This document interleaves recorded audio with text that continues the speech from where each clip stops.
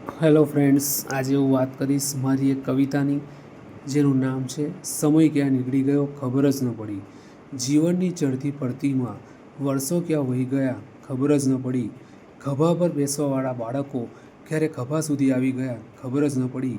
ભાડાના મકાનમાંથી ક્યારે પોતાના ઘરમાં આવી ગયા ખબર જ ન પડી. સાયકલ ચલાવતા ચલાવતા હાંફતા હતા ક્યારે પોતાની કારમાં ફરવા લાગ્યા ખબર જ ન પડી. આપણી જવાબદારી મમ્મી પપ્પાની હતી, ક્યારે બાળકોની જવાબદારી આપણા પર આવી ગઈ ખબર જ ન પડી.